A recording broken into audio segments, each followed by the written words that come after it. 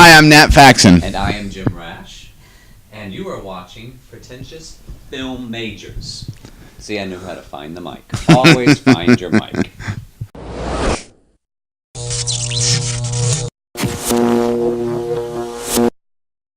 Hey, what's up? It's Ben Silverio here with the Pretentious Film Majors, and I'm with Nat Faxon and Jim Rash, the co-directors and co-writers of The Way, Way Back. How are you, gentlemen? Doing well, thanks. How are you doing?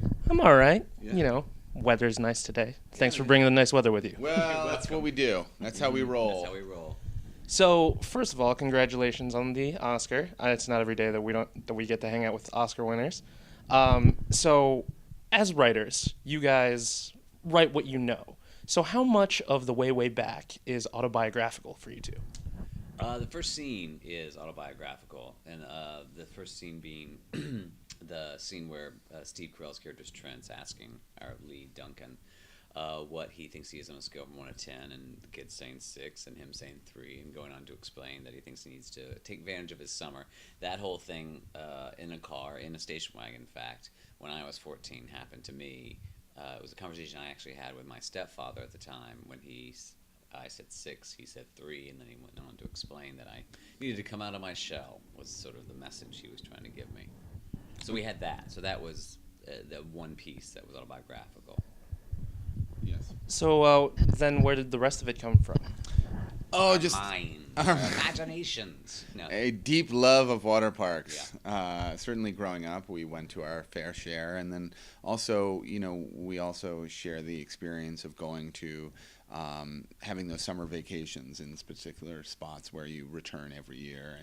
And I think there's something, I don't know, that we experience at those places in the sense that, you sort of are changing for 9 or 10 months out of the year, and then you go back to this spot, and it's almost as if it's been preserved. The houses are literally boarded and closed up, and then they're opened, and it's almost like time has frozen there, and the people, are always there, and there's something familiar and comforting about that kind of place. Cool. So this is your first feature directing. What were some of the challenges jumping over from the screenwriting side to the directing side? Were there any differences working together that you guys found? Not so much working together, because I think we've always sort of approached our working relationships almost with where we began and where we met, which is our improv background. Sort of with our writing, we approach with our acting and also just and by that I mean the skill set of giving and taking and being present and listening to one another and checking those egos and supporting each other. I think those are important. You did those things?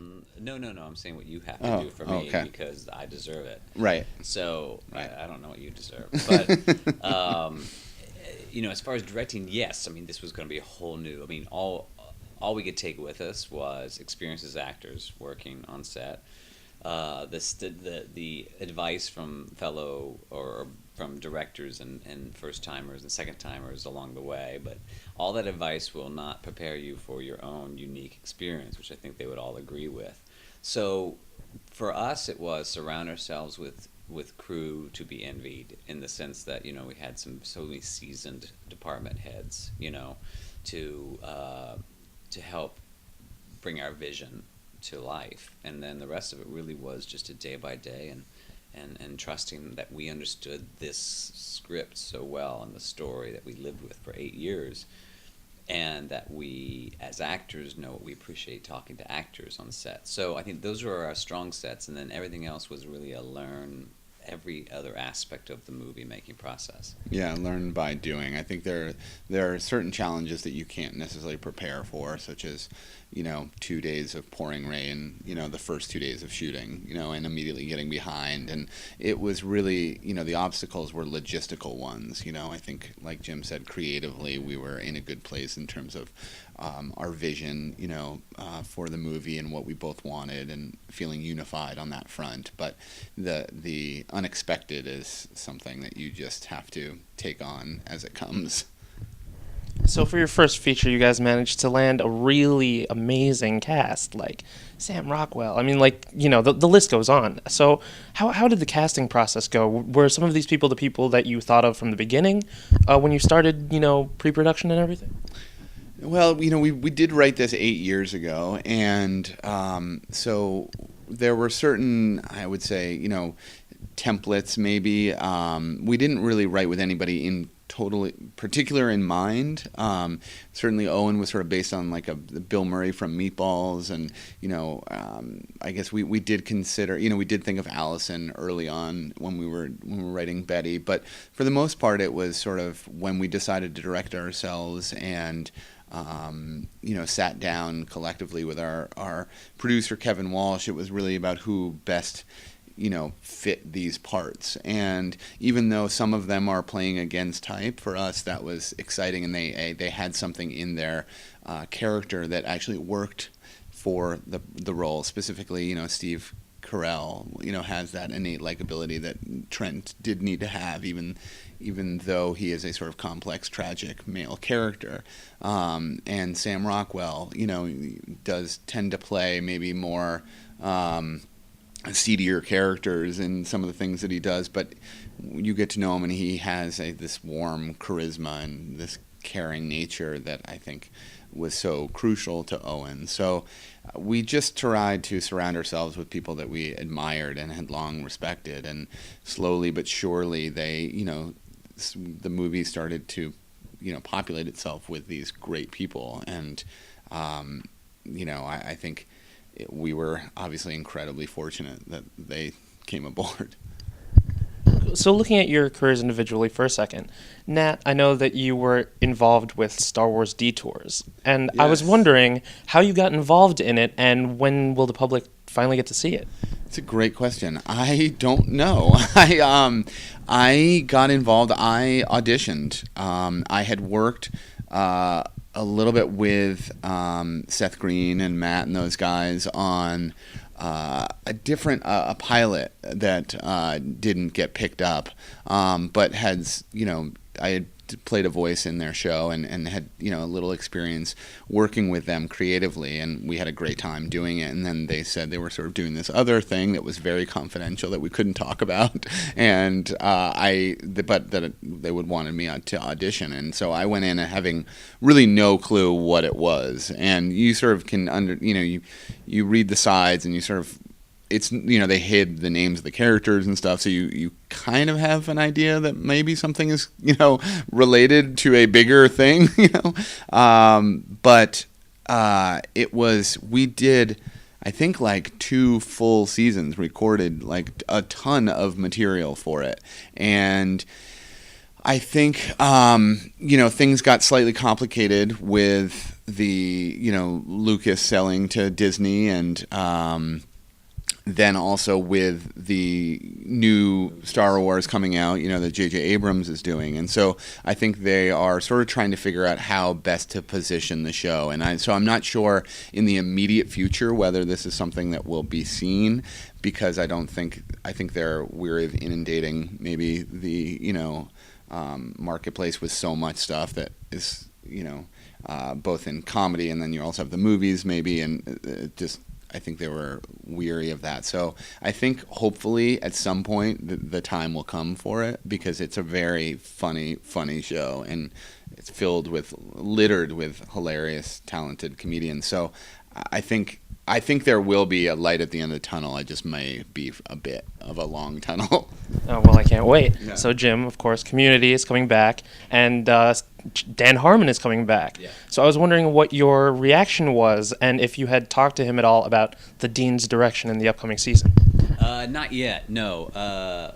First, excited, of course, because I love this show, and I love Dan's mind, and he's given me a job that is probably my favorite acting job I've had in my career. It's certainly been the longest, playing the same person.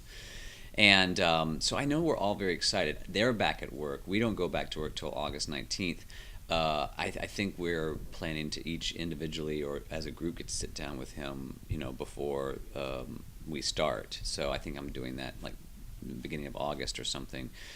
So I hope to just hear any nuggets that he'll give us. But I have no idea what he has planned. I just love the idea that he's planning it. Cool. So I know you wrote an episode of Community, and everybody was raving about it. So I was wondering maybe if you would bring Nat in to do an episode potentially. Yeah, I think we were. No. I think we were No. all.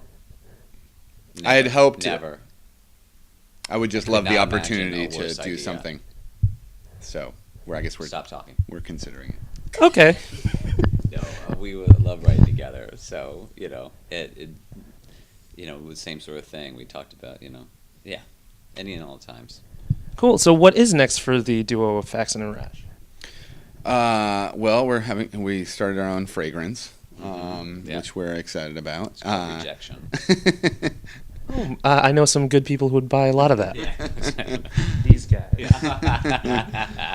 No, we are writing mode. Yeah, writing two things sort of simultaneously. One is another project that we're doing with Fox Searchlight, and it's a dysfunctional comedy, again, sort of pulling from our lives and our painful memories, maybe. And then the other is a action comedy starring Kristen Wiig, who we know from The Groundlings, and be a little darker and maybe seedier in tone. Interesting. So, final question. I was wondering what you want your audience for The Way Back to walk away with after seeing your movie. Hope, maybe a connection, identifiable. I think we have always been drawn to coming of age and rite of passage movies because they are relatable and they are universal, and I think it's identifiable to older generations, who can look back and have fondness for an experience that they may have had in the summer, like Duncan does, and then also for kids that are going through it now, to see someone who maybe they can relate to. And I think hope that no matter these challenging circumstances or obstacles that you may face, you do come out okay on the other end. So I guess that would be something, hopefully, that they would come away with. Absolutely. I mean, I think it certainly is coming of age, but I think it's also that coming of age story is also nestled or supported by a true ensemble. That is really about a group of people who are in some kind of rite of passage, because this is a story that has a common theme of blended family, divorce, kids sort of in flux and parents out of control, on a vacation sort of time and trying to figure out what they're doing, and parenting themselves. And I think that there's characters in here that everyone can sort of grab onto, and we love to make sure that all of in a true ensemble they're all connected, and we're giving them that little arc or major arc that shows them going forward in hopefully a positive way. Awesome. Well, gentlemen, thanks a lot for taking some time out. Yes. For more videos from the Pretentious Film Majors, check out the rest of our channel, and don't forget to check out The Way Back when it comes out in theaters.